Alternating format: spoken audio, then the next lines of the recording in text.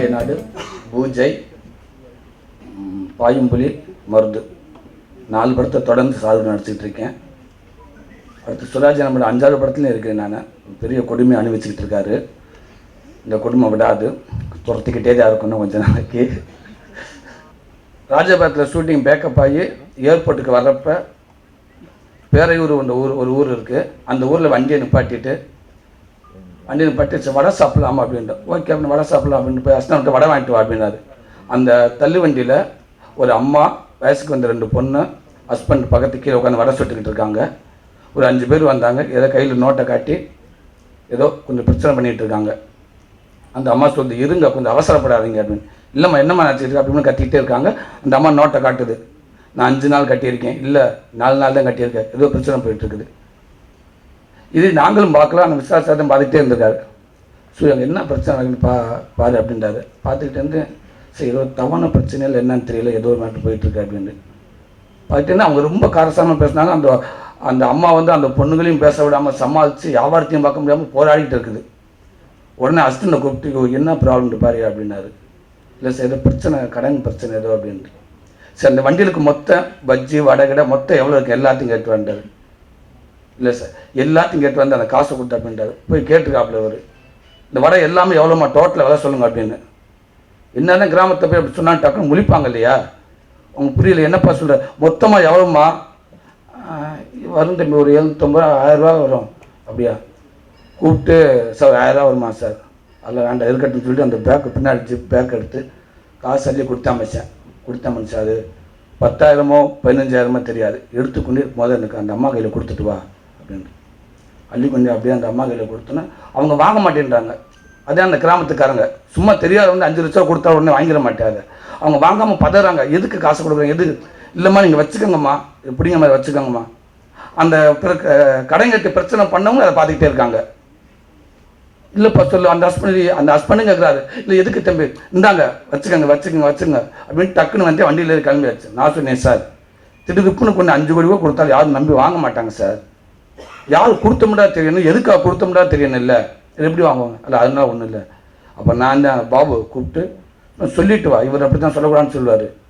சொல்லிட்டு அங்கே தூங்க மாட்டாங்க பாவம், நைட்டு பூரா சத்தியமாக தூங்கவே மாட்டாங்க. என்னவா இருக்கும், எதுக்கு இந்த காசு யாராக இருக்கும், நாளைக்கு சேர்த்து எக்ஸ்ட்ரா கேட்டாண்ட என்ன பண்ணுறது, 8,000 ரூபா கொடுத்துட்டு போனாங்க, திடீர்னு 5,000 ரூபா கேட்டாண்ட என்ன பண்ணுறது, தூங்க மாட்டாங்க சார். அப்போ அதுக்கப்புறம் அந்த பாபு போய் எது சொல்லி பம்பு இருக்குது சொன்னோன்னே எல்லாரும் வந்தாங்க. அதுக்குள்ள விசாரிச்சு தயவுசு ஏயா அப்படின்னு கிளம்பிட்டாரு. இப்படி நிறையா உதவிகள் நான் பார்த்துருக்கேன் சார். தெரியாமல் அவ்வளோ உதவிகள் பண்ணிகிட்டு இருக்கீங்க சார். கண்டிப்பாக உங்களுடைய எண்ணத்துக்கு நீங்கள் என்ன மேலும் எவ்வளோ உயரத்துக்கு போனாலும் உங்களுக்கு கீழே சப்போர்ட் அத்தனை பேர் இருப்பாங்க சார். அதுக்கு என்னோட வாழ்த்துக்கோங்க சார். எல்லா படம் ஷூட் பண்ணுறப்போ நமக்கு தெரியாது இந்த படம் ஹிட் ஆகுமா என்ன ஆகும்னு ஒரு ஐடியா இருக்காது. பட் மருது ஷூட் ஸ்டார்டிங்லேருந்து எல்லாருக்கும் தெரியும் படம் ஹிட் தான். அவ்வளோ கான்ஃபிடென்ட்டாக பண்ணியிருக்கோம் ஷூட். அண்ட் அப்படியே வந்துச்சு அவுட்புட் கூட ரொம்ப ரொம்ப சந்தோஷமாக இருக்குது. முதல் படம் ஒரு அம்மாவுக்கும் ஒரு பையனுக்குமான உறவை சொன்னேன். 2வது படம் ஒரு பொண்ணு கொடுத்த மாமனுக்கும் பொண்ணு எடுத்த மருமனுக்கும் சொன்னேன். 3வது படம் அப்பத்தாவுக்கும் ஒரு பேரனுக்குமான உறவு. ஸோ அதை 3வது படத்துலையும் எப்படி ஒவ்வொரு உறவுலையும் ஒவ்வொரு படத்தில் ஸ்ட்ராங்காக சொல்லியிருக்கணும், அதே மாதிரி இதுலேயும் ஸ்ட்ராங்காக இருக்குது. அதுக்கப்புறம் என்னுடைய முதல் படம் நான் நன்றி சொல்லிக்கிறேன். இது 3வது படமும் சென்டிமெண்ட்டான படம் தான். என்னுடைய அடுத்த படங்களும் சென்டிமெண்ட் வரும். நான் சிட்டிலேயே படம் எடுத்தாலும் சென்டிமெண்ட் வச்சு தான் எடுப்பேன். நான் எல்லாத்தையும் இப்போ வெளியே சொல்லும் போதும் அதை தான் சொன்னேன், ஸ்டேஜில் அதை தான் சொல்கிறேன். அதனால் இந்த படங்கள் சென்டிமெண்ட் படங்கள் வந்தால் நல்லாயிருக்கும். ஏன்னா எல்லாருமே சென்டிமெண்ட்டு தான், உலக படங்களே சென்டிமெண்ட்டில் தான் இருக்குது. அது எல்லோரும் பார்க்குறாங்க, ஆனால் நம்ம ஊரில் தமிழில் எடுக்கிறது இல்லை. அது என்னன்னு தெரியலை. கேட்டால் ரொம்ப பின்னோக்கி இருக்கிறேன்னு சொல்கிறாங்க. எனக்கு பின்னோக்கி நான் இருந்துட்டு போகிறேன்.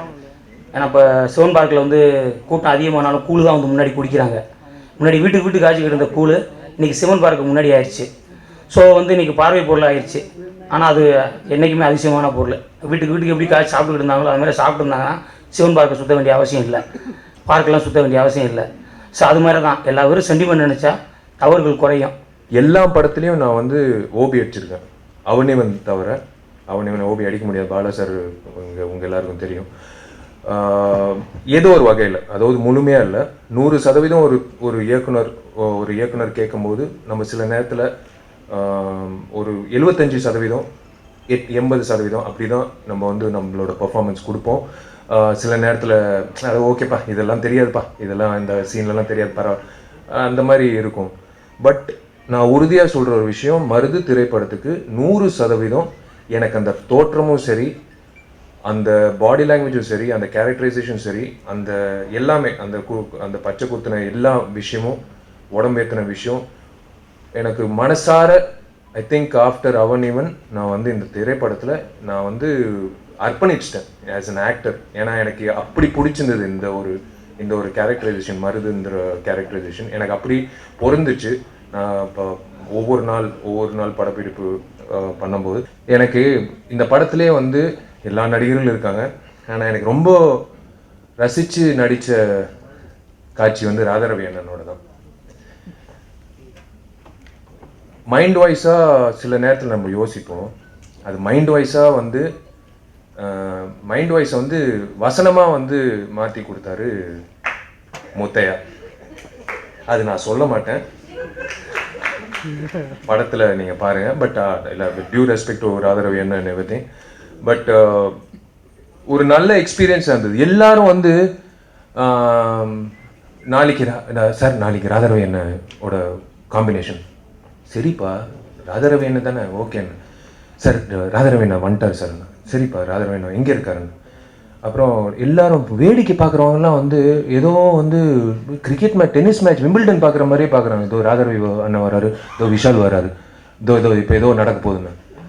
நானும் என்னப்பா இது இப்படியெல்லாம் வந்து, அதுவும் ராஜபாளையத்தில் படப்பிடிப்பு, ஒரு நாங்கள் ஷூட் பண்ணுற இடம் வந்து ஒரு மில்லு. ஃபஸ்ட்டு நாங்கள் 2 பேர். But there is nothing. அது நடிகர் சங்கம் எலெக்ஷன், அது வேற ஒரு பிளே கிரவுண்ட், அது வேற ஒரு விஷயத்துக்காக வேற ஒரு சூழ்நிலை. பட் ஒரு நடிகர்கள்லாம் வந்து வரும்போது it's like as profession, we go head.